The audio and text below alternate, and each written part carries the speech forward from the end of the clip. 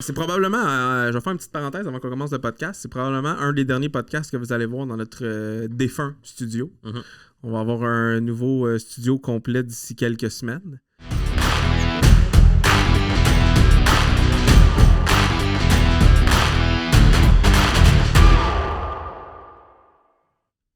Salut Alexis. Salut Francis. Es-tu prêt? Je t'entraîne. Hein? Ouais, tu te prépares. Ok, parfait. Okay. Bon, aujourd'hui, tu vas leader un peu plus. Oh, tabarouette! On a un petit problème technique ici. Ouais, non, on peut le laisser de même.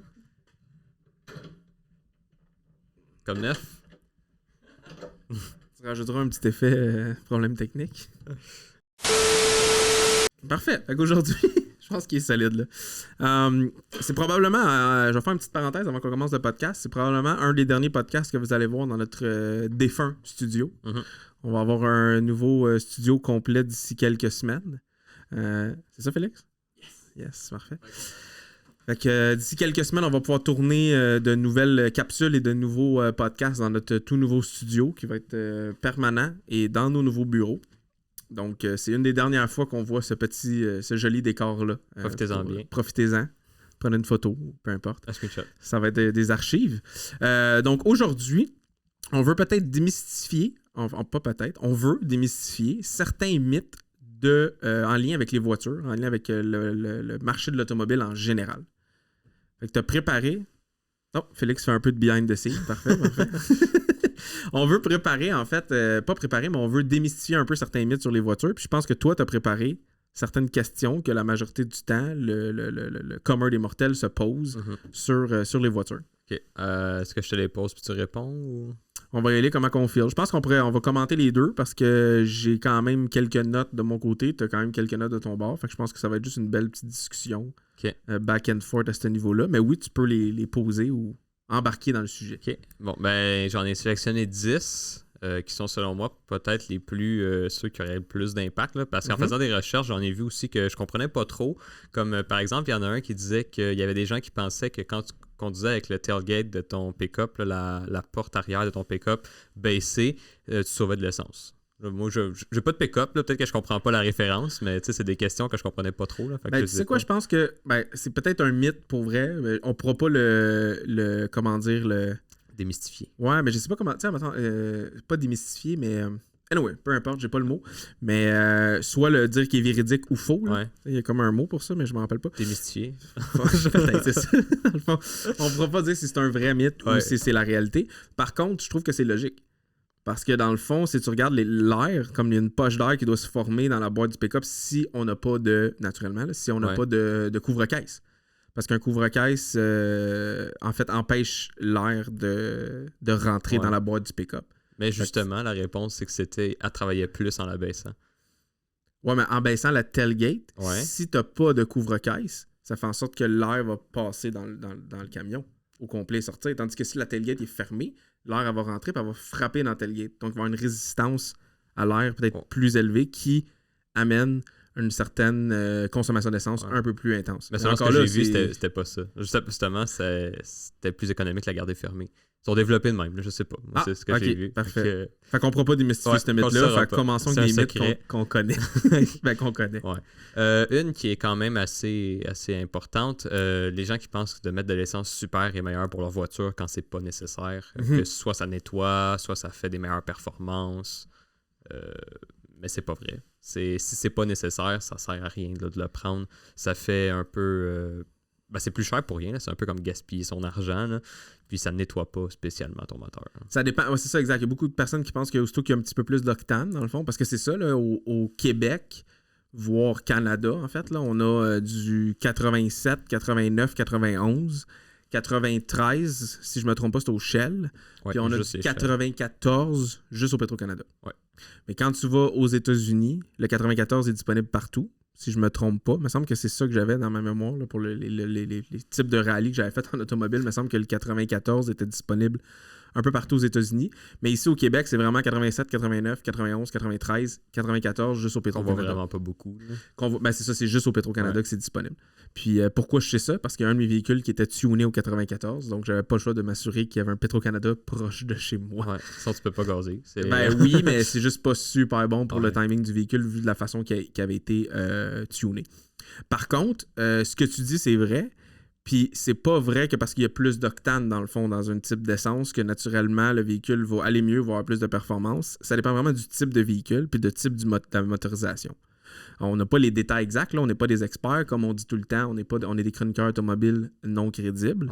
Ouais. Mais quand même, pour aider un peu le commun des mortels, la chose à faire pour s'assurer de comprendre ou de voir le type d'essence qu'on a besoin pour notre véhicule, c'est de regarder sous la belle petite trappe à gaz. Il y a toujours un petit collant. Puis ça l'indique exactement c'est quoi le type d'essence ou les types d'essence qui peuvent être mis dans le véhicule et qui doivent être mis dans le véhicule. C'est pas mauvais. Un exemple, mettons, on a parlé de ton Civic à un moment donné, ton Civic d'hiver.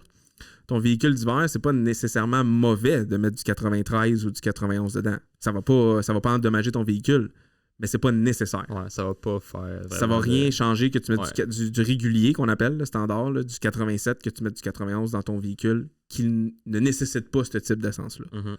Par contre, tu me diras si je me trompe, mais par contre, pour un véhicule, exemple, mettons mon véhicule, c'est un 2 litres turbo et Audi considère qu'on doit absolument mettre du super. Dans la trappe à gaz, j'ai vérifié avant notre podcast, Ouais. puis dans la trappe à gaz, ça me dit de mettre toujours du 91. Tu le fais-tu? 91 ou 93. Moi, je le fais toujours. Dans le fond, même principe pour ma moto. Mon concessionnaire m'a dit que ce n'était pas nécessaire, mais que c'était peut-être un peu mieux de mettre du 93. Puis, une moto, on s'entend que ça coûte pas tant cher de gaz. Ouais. Fait que j'ai toujours mis du 91 ou 93 si j'en trouvais, là, en fait, là, si je pouvais trouver ça. Mais pour mon véhicule, j'ai toujours mis du super. Que ce soit du 91, du 93. J'ai jamais eu du 94 parce que j'habite pas proche d'un Petro-Canada. Mais je pense que là-dessus, par contre, il faut vraiment se fier aux informations que le manufacturier donne. Ouais. Ben, tu sais, s'ils le disent, c'est que je veux dire, c'est quand même eux qui ont conçu la voiture. Là. Je pense qu'ils savent un peu de quoi ils parlent. Si c'est écrit, je veux dire, mettons que vous vous trompez puis vous mettez de l'essence régulier quand ça demande du premium, je veux dire, le moteur va pas exploser d'un coup. Ne paniquez pas. Ouais. Je veux dire, c'est pas comme si vous avez mis du diesel dedans. Là, bon, là, t'as volé mon gag. Je m'en allais exactement là. Mais ouais, tu sais, c'est ça. C'est pas la fin du monde, là, mais genre pas tout le temps gazé. Mais pour l'essence, il y a quand même, juste pour faire un peu de millage sur ton gag de diesel, parce qu'autant qu'un véhicule à essence, tu mets du diesel, qu'un véhicule à diesel, si tu mets de l'essence, ce n'est vraiment pas conseillé. Ouais. Mais il y a quand même on va dire ça comme ça, là, un idiot proof là, pour l'essence. Okay. Parce que dans le fond, le fusil d'essence de diesel, et si je me rappelle bien, là, il est plus gros dans le fond que le fusil il est vert d'essence. Aussi, ouais, il est soit jaune ou vert, là, me semble, pour un autre couleur, mais en même temps aussi, il est plus gros, fait qu'il n'est pas supposé. C'est pas supposé être naturel de le déposer dans une trappe si de tu véhicule. forces pour le rentrer, c'est que c'est pas la bonne affaire. Exactement. Puis, ouais, exact. Puis c'est déjà arrivé, si je me trompe pas, je connais quelqu'un qui a déjà fait ça. Puis ça a vraiment pas bien été suite au switch d'essence. Tu le fais juste une fois, en fait. Exact. Puis c'est pas de l'essence, mais une petite anecdote vite. Mon père, dans son jeune temps, avec ma soeur, dans son premier véhicule, a déjà mis du lave-glace dans son réservoir à huile à moteur. Aïe. Parce qu'il s'avait complètement trompé d'espace, il n'avait pas regardé. Ouais, ça devait sentir. Ben, en fait, on n'a pas parti le véhicule. Okay. Là. On a juste vidé le lave-glace. Il s'en est rendu compte, ouais. déjà. Après avoir déposé 4 litres de lave-glace, on s'en est rendu compte. Ben, il s'en est rendu compte. Je n'étais pas présent sur les lieux à ce moment-là. C'est quand même drôle, ça. Ouais. Prochain mythe, vas-y donc, Alexis. Les changements d'huile doivent toujours être faits aux 5000 km. C'est faux. Je fais un petit aparté là, en même temps qu'on tourne. Là. Tu regarderas si tu veux le faire, mais ça serait cool quand même qu'à chaque question, que tu mets des petites affaires dedans. Tu sais, mythe, puis oui, non, des petits crochets. Regarde ça serait que cool. tu travailles. Là. Ouais, c'est ça. OK, on continue. 5000 kilos. À chaque 5000 km, il faudrait changer l'huile. Là, il faudrait se mettre un gros X. Faux. Ouais, faux. C'était peut-être vrai avant, dans le temps où il n'y avait pas d'huile synthétique, où genre c'était les débuts, mais maintenant, c'est vraiment plus vrai. Là. Puis la plupart des voitures ont une espèce de soit pourcentage ou nombre de kilomètres qui reste avant d'être dû pour le changement d'huile. Fait que surtout se fier plus à la voiture que le petit collant que le garagiste peut peut-être mettre. Exact. Il y a des voitures qui peuvent se rendre jusqu'à 15 000 km sans problème avec des changements. C'est sûr que ça dépend un peu de comment tu conduis, là, si tu brasses vraiment la voiture ou si, mettons, les températures. Ça peut changer aussi, là, mais la voiture le sait maintenant. Là. Exact. Puis je pense qu'il est important aussi pour démystifier un peu ce mythe-là, c'est que le 5000 kg, il est encore quand même d'actualité. Dans le sens que, un exemple, autant, mettons, ton Civic ou le Civic à ma blonde, on le fait, moi, en tout cas, moi, je le fais avec ma blonde à chaque 5000 kg tout de même. Parce que ça reste que, je pense que c'est un 2009 ou 2011, ma blonde, je ne me rappelle pas, mais peu importe. C'est quand même ça qui est conseillé. Puis on ne met pas de l'huile synthétique, on met de l'huile régulière dedans. Donc, à chaque 5000 kg, c'est bien. Puis l'huile reste surtout propre. Puis ce qui est important aussi de prendre en considération, surtout là, en ce moment, en temps de pandémie, c'est quand on a fait le changement de pneus à ma blonde pour cet été, elle n'avait pas fait 5000 kg avec son véhicule. Mais on a quand même fait un changement d'huile. Pourquoi? Parce que le changement d'huile, c'est comme tu disais, c'est un mythe, le 5000 kg, parce que c'est aussi dans le temps. Ouais. C'est pas nécessairement juste 5000 kg. Quelqu'un qui prend jamais son char et qui fait 5000 kg par année ne peut pas faire un changement d'huile par année quand même. T'sais, si c'est un plus vieux véhicule qui nécessite de faire un changement à chaque 5000 kg, ça va dans le temps. Normalement, ce qu'il suggère, c'est 6 mois maximum. Ouais. Puis là, encore là, c'est une généralité, là, c'est pas nécessairement partout comme ça. Ça dépend de là. la voiture. Ça dépend aussi, de la là. voiture, mais si on y va un peu plus informatif, universel, là, même si on fait pas, mettons un exemple, mon véhicule, c'est 15 000 kg justement. Mais même si j'ai pas fait 15 000 kg, à chaque changement de pneu, si j'ai fait 15 000 kg, je vais le faire, mais si j'ai pas fait 15 000 kg, à chaque changement de pneu, je fais un changement d'huile tout de même. Même si je suis rendu à 7 000 8 000 kg, parce que, comme on dit aussi, il y a la propreté de l'huile. Puis la viscosité de l'huile, ou ça devient une huile usée qui n'est pas nécessairement bonne pour le moteur. Fait que c'est toujours bon quand même de le faire si ça fait plus de 6 mois ou des fois c'est 3 mois, ça dépend du véhicule, qu'il faut la changer, nonobstant le kilométrage qui a été roulé avec le véhicule. Ça aussi, c'est très important de le mentionner. Puis je pense que la meilleure façon de faire, c'est de voir avec le manufacturier. Aussi, ou votre garagiste qui sait quand même un peu comment ça marche. Mais mettons, moi, par exemple, ma Civic, c'est comme ma deuxième voiture, fait que je fais comme moyen attention. Je pense pas dans un mur avec, là, mais je veux dire, c'est un peu... Genre, je pile dessus, là, si je pourrais. Fait que... Mais j'ai fait 1 an et demi sans changer l'huile. Puis c'est de l'huile régulière, là, c'est la même chose que ta blonde. Puis j'ai fait genre 7000 km. Fait que j'aurais dû le faire, mais je l'ai pas fait. Je veux dire, mon char est pas mort. Là. Ça reste que c'est une Civic. Là. C'est des conseils c'est ça. Ouais, c'est des conseils. Je veux dire, ça veut pas nécessairement dire que votre char va exploser, mais mettons, faites pas 4 ans et 40 000 km avec. Non, c'est ça. Ben, en fait, il n'y a aucune chance que votre char explose. Non. C'est juste comme mettre un disclaimer. Il n'y a aucune chance. Mais dans un type de véhicule, comme tu dis, comme ça, pour un Civic ou un véhicule qui coûte un peu moins cher d'entretien puis qui a de la mécanique quand même assez standard, là, rien de trop fancy dedans, c'est pas dramatique. Là. C'est juste que si vous voulez comme garder votre véhicule dans le temps puis bien l'entretenir, on suggère vraiment comme tu dis, de demander à votre garagiste ou de demander au manufacturier. Dans le manuel d'utilisation du véhicule, c'est inscrit, tous les détails sont là. Puis de penser aussi que c'est pas nécessairement juste le kilométrage, mais que c'est vraiment une question de durée dans le temps. Parce que l'huile, elle peut vraiment changer, comme on dit, de couleur, ou elle peut être une vieille huile usée. Quelqu'un, comme on dit tantôt, quelqu'un qui utilise son véhicule juste 5000 km par année, s'il fait un changement d'huile une fois par année, ça pourrait quand même, à long terme, endommager certaines parties du moteur du véhicule si on ne fait pas un bon entretien. Ouais. Ça répond un peu à la troisième question aussi, à la troisième mythe qu'on avait, c'est pas vraiment besoin de changer changement d'huile. Le monde qui pense vas-y. Ouais, qui pense que c'est comme... tout bad, là. Ça marche, mais non, parce qu'une vieille huile, justement, ça lubrifie plus bien le moteur, puis ça le fait travailler, là, ça fait de l'usure prématurée, puis de même dans le pire des cas, il peut juste casser. Pas exploser, mais casser. Exact. Non, mais t'as raison, puis en même temps, l'huile usée aussi, il y a beaucoup, je sais pas s'il y a beaucoup de monde, là, mais je pense que si le mythe est sorti, c'est parce que le monde en parle, il y en a qui pensent ça.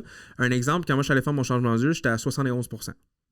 Parce que moi, ça me le dit dans mon dash, le pourcentage d'huile que j'ai, minimum max. J'étais à 71 ou peu importe. Là, j'étais quand même bien correct. Ouais. Fait qu'il y a du monde peut-être qui peuvent penser que j'ai juste en ajouter. Je vais ajouter de l'huile, je vais ramener mon niveau à 100%. Tout va être beau, ça va se mélanger de la vieille puis de la neuve, tout va être clean. Mais c'est pas le cas. Parce que la vieille huile, à un moment donné, elle devient vraiment... comment t'as écrit ça? Je vais regarder avec pâteuse. Pâteuse. Elle devient vraiment pâteuse. Elle peut endommager le moteur.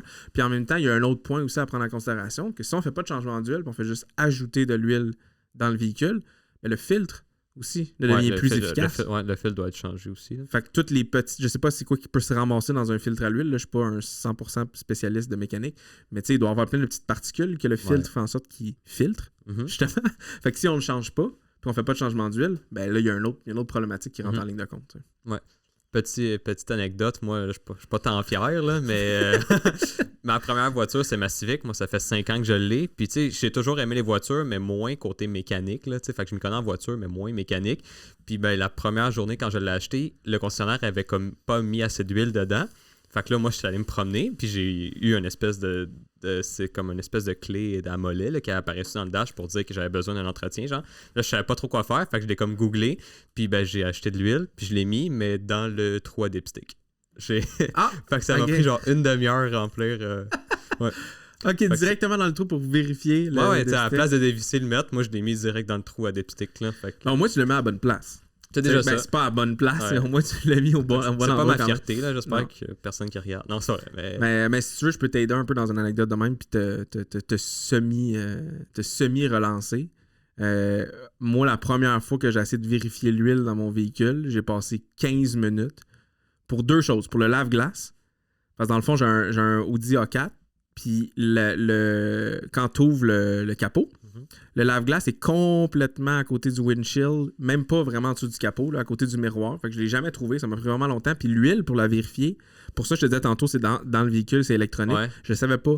Puis je sais pas pourquoi, là, mais j'ai pas checké sur YouTube tout de suite, puis j'ai pas checké sur Google. J'ai juste comme continué à m'entêter à chercher le dipstick. Puis il y en avait pas. Puis après 15 minutes, je me suis assis dans mon véhicule, j'ai googlé genre Audi A4 2018 dipstick. Puis le premier vidéo sur YouTube, c'est il y en a pas. Au moins, tu l'as trouvé. Oui, mais j'ai passé quand même 15 minutes à vérifier. Puis tout, il y en a pas. En fait, c'est vraiment électronique. Puis tu peux voir le niveau qui reste dans le véhicule, dans l'ordinateur du véhicule. C'est quand même pas mal, ça, par exemple. Mais maintenant, tu le sais. Oui, exactement. Maintenant, je le sais. 4e, on doit remplacer tous les pneus en même temps. Mettons, tu as une crevaison ou. C'est quand même malheureux, tu as une crevaison. Souvent, c'est réparable. Ben, souvent, ça dépend. Là, si le trou est assez petit, on peut mettre une patch à l'intérieur puis réparer. Si le pneu est encore bon, ça coûte comme, je sais pas, comme 30$ peut-être, puis tu te sauves un pneu. Là, fait que c'est quand même très bien. Mais c'est pas vrai que tu as besoin de changer les 4 pneus en même temps. On doit normalement les changer à coup de 2. Donc, mettons vous avez une crevaison en avant puis c'est non réparable, il faudrait changer 2 pneus puis les mettre ensemble. Mettons, tu mets les 2 nouveaux pneus sur le même train en avant, puis les 2 anciens en arrière, ou ça dépend de la traction. Là. Des fois aussi, mettons, vous avez une voiture à propulsion, ça vaut peut-être plus la peine de mettre les nouveaux pneus en arrière. Mais l'important, c'est de ne pas changer les 4 en même temps. Exact. À moins que ce soit nécessaire. Là. Ben c'est ça, rendu là, oui, mais c'est important, comme tu dis, de s'il y a une crevaison puis que le pneu, on doit le changer au complet, c'est pas... On va quand même mettre les pendules à l'heure. C'est pas dramatique si vous achetez un pneu puis vous le mettez sur votre véhicule avec un pneu usagé, puis en arrière, les pneus sont usagés égal aussi, puis il y a un nouveau pneu. C'est pas dramatique. C'est juste que si on veut être dans la perfection puis être optimal au niveau de l'usure des pneus, que ça soit tous égal en fait, ben c'est sûr que c'est mieux de, comme tu dis, d'avoir à coup de 2 les changer. Puis c'est sûr que normalement, la meilleure façon de le faire, c'est vraiment d'avoir 4 pneus usés égales puis de faire une belle rotation toujours à chaque changement de pneu pour que l'usure reste uniforme un peu partout sur le véhicule. Ça dure plus longtemps. Ça dure plus longtemps. L'alignement aussi, dans le fond, faire une bonne alignement quand on fait le changement des pneus. Mais tu sais, moi, pour avoir eu une crevaison l'année passée, j'avais acheté juste le même pneu. T'sais, ils ont 2 ans, mettons un exemple, mes pneus d'hiver, j'ai acheté le même pneu puis je l'ai mis dedans. C'est pas dramatique, là, je peux rouler, il n'y a pas de problème. C'est juste que là, il y avait 3 ans, excuse-moi, mes pneus. Jusque là, quand j'ai fait le changement, ben, mon garagiste me dit ben t'as juste un pneu qui est encore bon pour l'hiver prochain. T'sais, les 3 autres sont plus usés à cause que là, c'était un nouveau. Fait que je dis ok, ben laisse faire, comme reprenez-les puis je vais en acheter 4 l'hiver prochain. Fait que c'est plus logique de faire ça comme ça, mais c'est pas non plus si dramatique que ça de rouler avec un pneu différent. On peut quand même s'en sortir avec un pneu. Mais c'est très important de, comme tu dis, si vous achetez 2 pneus, il faut vraiment que, dans le fond, l'usure soit un peu équivalente sur selon la traction, 2 en avant ou 2 en arrière. Il n'y a pas trop mélangé parce que ça peut avoir un jeu sur l'usure puis aussi sur l'alignement du véhicule. Aussi, très important. L'alignement surtout si tu veux conduire en ligne droite. Oui, exactement. C'est assez pratique. Un autre que lui fait du sens, mais c'est pas vrai nécessairement. Plus grosse voiture est égale plus de sécurité. Ça fait du sens parce que tu te dis je suis plus protégé. Mettons j'ai un accident, c'est moi comme le poids lourd puis qui va comme plus endommager l'autre, mais c'est pas nécessairement vrai, ça dépend un peu des matériaux que c'est fait, puis mettons on pense les voitures des années 50 là, que c'était de la grosse tôle, c'était immense, mais c'est hyper pas sécuritaire, tu sais, t'avais un accident puis la voiture c'était rendu comme un mouchoir, là, genre elle était comme toute pliée, ou j'ai pris comme exemple la Toyota Prieva, on en a parlé dans un autre podcast, là, la minivan familiale avec le moteur dans le milieu qui était hyper pas sécuritaire, tu sais c'est gros, mais c'est pas sécuritaire. Exact. Non, mais t'as raison, puis il y en a plein, dans le fond, il y a même des... Là, j'ai peut-être pas un exemple en particulier directement, là, mais on peut faire des recherches sur Internet un peu pour voir les tests de sécurité qui ont été faits sur les véhicules. Puis on peut être très impressionné aujourd'hui avec la technologie qu'on a, comme tu dis, avec les matériaux utilisés, mais aussi avec le design de la façon que la... Là, j'ai un blanc, là, mais Ben, que la voiture est faite. Là, ouais, que la voiture est faite, mais le frame, là, je sais pas comment le dire en français, là, mais le frame de la voiture, comment il est bâti pour atteindre ces normes de sécurité qui sont rendues à un niveau vraiment, vraiment élevé. Pour arriver que tu dis comme une petite voiture va rentrer en contact avec mettons, une plus vieille voiture, mais plus grosse, ça ne veut pas nécessairement dire que c'est la petite voiture qui va avoir... Bon, les dommages, mais avec nos véhicules d'aujourd'hui, les dommages sont très, très visibles. Ouais. Parce qu'on s'entend qu'ils sont c'est plus facilement... Ça l'absorbe le choc, mais ça brise plus facilement. Ouais. Mais ça l'absorbe bien le choc. Donc, on est quand même plus protégé que certains véhicules d'autres fois. Faut mieux que ce soit la voiture que toi qui brise. Exactement. Ça fait... J'avais vu ça, je pense que c'est Chevrolet qui avait fait ça. Une vieille, mettons, une Bel Air, je pense que genre des années 60, puis genre une Cruze ou une affaire de même. En tout cas, une des nouvelles voitures, puis ils ont fait faire un face-à-face. Puis tu voyais à quel point la Cruze, elle avait rien comparé à la Bel Air. La Bel Air était explosée. OK, tant que ça. Ouais. On peut sûrement le trouver sur YouTube. Là. Oh, ouais. Non, mais je te crois. Félix pourrait essayer. Mais... je te crois. Mais ouais, c'est quand même assez impressionnant à voir. C'est comme vraiment un clash comme génération. Ouais. Là. Très intéressant. Les voitures automatiques sont moins économiques pour l'essence que les voitures manuelles. Qu'est-ce que tu en penses? Ben, je sais pas. J'ai déjà entendu ça plusieurs fois. C'est vrai que c'est un bon mythe, dans le sens que ben, tu sais, ça dépend aussi. Avant de répondre 100% avec les vraies réponses, là, mettons, moi, de la façon que je le vois, c'est sûr que manuel, bon, t'as un certain contrôle, puis un peu moins... Je veux dire, il y a un peu moins de technologie, peut-être moins de choses qui font en sorte que ça va prendre un peu plus d'essence pour faire rouler la transmission automatique, mais encore là, je suis un peu sceptique par rapport à ça. Là, parce que, tu sais, manuel, tu vas peut-être être porté à un petit peu plus rouler plus rapidement. Pas rapidement au niveau de la vitesse, mais avec un petit peu plus de révolution. Qu'automatique, il va un peu plus changer de vitesse pour toi. Fait que j'imagine que, tu sais, le rapport d'économie d'essence versus la personne qui est habituée de shifter toujours un petit peu plus haut que ce que le véhicule automatique aurait fait prend plus d'essence. Mais sinon, je suis assez mitigé là-dessus, je te dirais. Ouais. Surtout aujourd'hui. Ouais. Ah ben c'est ça. Avant, c'était vrai qu'automatique, ça prenait un peu plus d'essence que manuel parce que, tu sais, comment la voiture était faite, elle changeait pas de vitesse toujours au bon moment, tu sais, parce que c'était nouveau puis c'était pas tant développé. Mais là, maintenant que la technologie, c'est même plus économique quasiment conduire automatique. Il y a les paddle shift aussi que tu peux utiliser pour conduire manuel toi-même. C'est sûr que c'est pas pareil, mais c'est là. Puis maintenant, il y a plus de vitesse aussi en automatique qu'en manuel. Par exemple, il y a des voitures qui viennent en 6 vitesses manuelles et 7 vitesses automatiques. Fait que ça joue quand même aussi sur l'économie d'essence. C'était la note que je m'avais prise parce que j'ai vérifié aussi dans mon véhicule, puis j'ai 7 vitesses. Il est automatique, mais dans le fond, quand tu tombes un peu sur, on va mettre des guillemets, là, sur l'overdrive, là, ben, sur l'autoroute, la révolution diminue extrêmement parce que je tombe en 7e vitesse. Puis là, 7e vitesse, c'est une bonne économie d'essence. Tandis qu'un véhicule manuel, il n'y a pas de 7e vitesse. Là. C'est 5-6. La vitesse supplémentaire joue maintenant sur l'économie d'essence, exact. Est-ce que j'ai besoin de changer les filtres à tous les changements d'huile? Autre que le filtre à huile. Les filtres à l'air d'habitacle. Les filtres à air, les filtres à air de moteur. Y a-t-il d'autres filtres? Je pense pas. Mais est-ce que j'ai besoin de les faire en même temps que les changements d'huile? Des fois, il y a peut-être des garagistes qui vont vous le suggérer. Ça dépend aussi à quelle fréquence vous faites les changements d'huile. Si vous les faites à chaque 15 000 km, peut-être.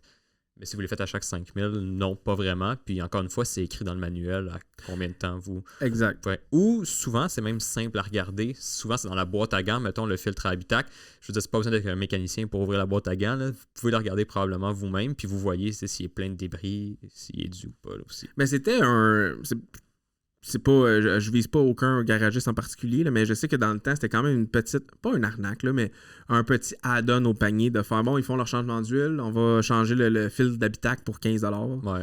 Puis that's it, même si c'est pas nécessaire. C'est une petite vente de plus, puis alors prend rien. C'est ça, exact. C'est une petite vente de plus, puis c'est pas mauvais de le faire non plus, régulièrement. Mais il faut pas exagérer non plus. Dans le fond, c'est bon de vérifier. Puis là, maintenant, je pense que pas mal tout le monde est un petit peu plus informé par rapport à ça. Puis l'ensemble des fils, surtout comme on dit, le fil d'habitacle, il y a une durée de vie quand même assez longue, là, pas mal plus longue que, mettons, un filtre à l'huile. pour le changement d'huile. Donc, c'est pas nécessaire de le changer, comme tu dis, surtout si on change notre huile à chaque 5000 kg. C'est pas nécessaire de changer le filtre de l'habitacle à chaque 5000 kg. Tous les détails sont dans le manuel de l'utilisateur. Ou sinon, comme tu dis, tu peux faire... La majorité des véhicules, on peut faire une vérification par nous-mêmes. Avec le coffre à gants. Naturellement, sont là. Il nous en reste 3 dans le fond. Une voiture usagée avec beaucoup de millage n'est pas une bonne voiture. Parce que justement, elle a beaucoup de millage, elle est peut-être un peu endommagée. C'est sûr, la carrosserie en prend peut-être un peu. Mais c'est pas vrai, parce que théoriquement, une voiture qui a fait beaucoup de millage, elle a fait ses preuves. Si elle n'a pas cassé en 150 000 km, je vois pas pourquoi elle casserait dans le prochain 100 000 km. C'est sûr qu'il y a des modèles peut-être qui ont des problèmes, mais... Puis également, je veux dire, si elle a fait 150 000 km en 2 ans, là, peut-être pas, parce que j'y toucherais pas trop. Mais sur le marché, il y a presque juste ça, des voitures de, mettons, 200 000 km. Je parle, par exemple, des Civic, mettons, 2010. Normalement, ils sont rendus environ à 200 000 km. Ben, s'ils sont tous de même, ils ont fait leurs preuves, ils n'ont pas de raison de casser quand tu vas l'acheter. Mais je pense que qu'est-ce qui est important là-dedans, là, vite, c'est l'entretien qui a été fait. Oui, l'entretien que vous allez faire aussi avec un véhicule qui a un plus gros millage, parce qu'il y a un petit peu plus d'entretien à faire. Fait que c'est vraiment de vérifier comme il faut les entretiens qui ont été faits et les entretiens que vous devez faire. Mettre un peu plus l'emphase sur l'entretien de ce genre de véhicule-là pour s'assurer qu'il n'y ait pas un petit pépin qui se ramasse à devenir un gros pépin à cause que l'entretien préventif n'a pas été fait. Mais comme tu dis, je suis d'accord avec toi. C'est une question de... Il a fait ses preuves. Mais il y a des choses à vérifier. Il faut s'assurer que la mécanique soit simple aussi. Si on parle d'un Civic, c'est correct. Mais si on parle d'un exemple, une Maserati quadroportée, à 100 quelques mille kilomètres, je pense même pas que l'entretien... Non, mais je veux dire, les véhicules sont abordables. Ouais. Il y a bien des gros véhicules de sport super puissants, dont, justement, on a déjà parlé l'autre fois, un Range Rover Supercharge, un Maserati quadroporté, les Mercedes AMG, mettons, 2009-2010. C'est super abordable en ce moment. Là. N'importe qui peut... Pas n'importe qui, mais c'est quand même pas si cher que ça pour ce que c'est comme véhicule. Mais le coût d'entretien a aucun sens et les bris sont sans arrêt. Ouais, tandis qu'un véhicule qui a fait, comme tu dis, Tercel, Corolla, tout ce qui est Toyota, Honda, dans le fond, Civic, CR-V, Honda CR-V, c'est une machine aussi. Tout ce genre de mécanique simple-là, si l'entretien est fait de façon régulière et bien fait, le véhicule peut durer super longtemps. Puis non, c'est pas vrai que la voiture est moins bonne si elle a plus de millage. Oui, en plein ça. C'était ça le point. Une voiture est un investissement. Là, ça, c'est un gros nom. Ça dépend laquelle. À moins que vous ayez genre une édition limitée, peut-être. Là, mais une voiture n'est pas un investissement. Juste en sortant du dealer, théoriquement, elle perd genre 15%, puis après un an, c'est déjà 30% de sa valeur qui est perdue. Moi, je magasine en ce moment des voitures, puis j'ai vu tantôt, juste avant le podcast en plus, j'ai vu une Corolla, au concessionnaire juste en face, une Corolla 2020 à 18 000 $. Puis elle se vend comme 33 000 en ce moment, là 2021. Fait que c'est hyper... non, c'est pas un investissement. Un véhicule neuf, en fait, je pense que je vais juste essayer de banter vite là-dessus. Là. Une voiture, c'est pas un investissement, c'est une dépense. Puis c'est vraiment de regarder un peu, votre budget, puis 2, c'est quoi vous allez faire avec le véhicule, puis c'est quoi vous voulez comme véhicule, puis est-ce que vous voulez un entretien au manufacturier. Tu sais, une voiture neuve, souvent, ça va venir à des fois avec un entretien au manufacturier, la garantie complète. Fait que c'est voir un peu qu'est-ce qui vous rend à l'aise. Parce qu'un véhicule neuf, en location ou en achat, un véhicule usagé, c'est pas en location, mais en achat, il y a plein de possibilités, là. Mais c'est bien important de comprendre que 99,9% des véhicules, c'est une dépense. Comme tu dis à moi, d'acheter un modèle d'exception en rabais, puis de le garder pendant des années pour qu'il prenne la valeur, tous les véhicules, c'est des dépenses. Ouais. Après ça, c'est à voir avec votre budget, qu'est-ce que vous voulez faire. Si c'est mieux d'aller investir dans un véhicule neuf, même si on sait qu'on paye un peu plus cher qu'un véhicule de 1 an ou 2 ans en arrière. Mais des fois, les taux d'intérêt peuvent être intéressants. Des fois, une location, on ne garde pas le véhicule trop longtemps, puis on change de véhicule, puis on n'a pas à s'occuper de rien. Fait que ça peut être bon, ça aussi. Mais oui, une voiture, ce qui est à retenir, dans le fond, au mythe, c'est une voiture égale dépense et non investissement. Oui, c'est ça. On a-tu le temps pour un autre? Non, mais de toute façon, c'était pas tant le meilleur point, la dernière. Là. Une voiture usagée avec beaucoup de millage n'est pas... Ah non, c'est pas celle-là, excusez. L'air climatisé est mieux que de baisser les vitres. Ouais. Vas-y, réponds. Ça aurait dû être le premier mythe. On va finir là-dessus. Merci. Je l'ai vu en faisant les recherches. Là, une voiture est une dépense et non un investissement. C'est là-dessus qu'on va finir. Ouais, c'est bon ça. Merci, Alexis. Merci à toi.